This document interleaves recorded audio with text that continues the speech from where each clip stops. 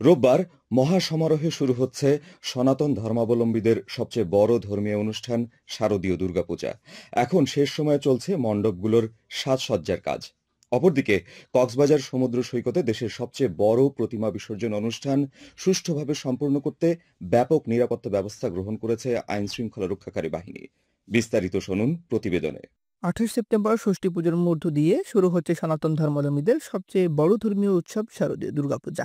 এই উৎসবকে ঘিরে কক্সবাজারের 9 উপজেলায় নেওয়া হয়েছে ব্যাপক প্রস্তুতি। প্রতিমা তৈরির কাজ শেষ করতে ব্যস্ত সময় পার করছেন প্রতিমা শিল্পীরা। তারা বলছেন, দাম সাধ্যের মধ্যে রাখা এইসব প্রতিমা চলে যায় জেলার বিভিন্ন মণ্ডপে। প্রতিমা তৈরির কাজ প্রায় শেষ।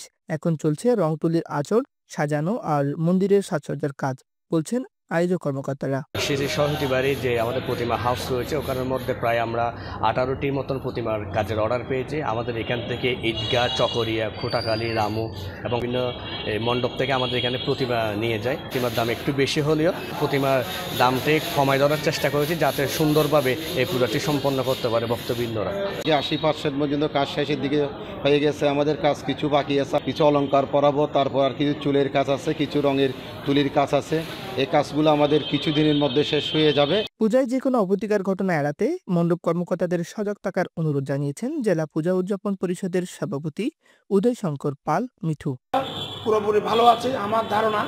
এই অবস্থা যদি থাকে আমরা কোনো সমস্যা হবে না। তবে এটা ঠিক যাতে কোনো অঘটন না ঘটে সেদিকে সবাই খেয়াল রাখার জন্য আমি অনুরোধ করছি।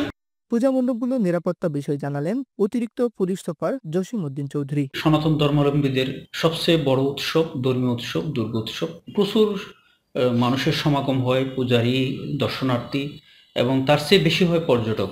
এই পুরো কক্সবাজার শহরকে একটা সুশৃঙ্খল ট্রাফিক ব্যবস্থাপনায়, যানজট নিরসন থেকে শুরু করে সড়কে শৃঙ্খলা আনার জন্য পরিকল্পনা নিয়েছি।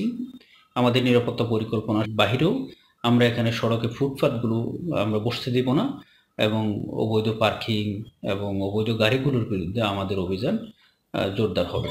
এদিকে লাবণী সৈকতে দেশের দীর্ঘতম প্রতিমা বিসর্জন অনুষ্ঠানকে ঘিরে কয়েক স্তরের নিরাপত্তা ব্যবস্থা নেওয়া হয়েছে বলে জানান টুরিস্ট পুলিশের অতিরিক্ত ডিআইজি আব্দুল মাহমুদ।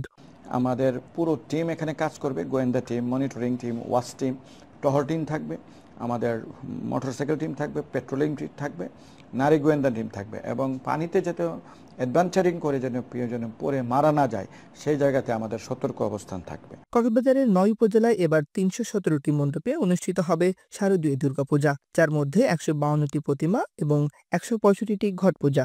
প্রতি বছরের ন্যায় এবারও শান্তিপূর্ণভাবে পূজা উদযাপন করতে পারবে বলে আশাবাদ সনাতন ধর্মাবলম্বীদের। নিউজ ডেস্ক, বাংলাদেশ বেতার, কক্সবাজার।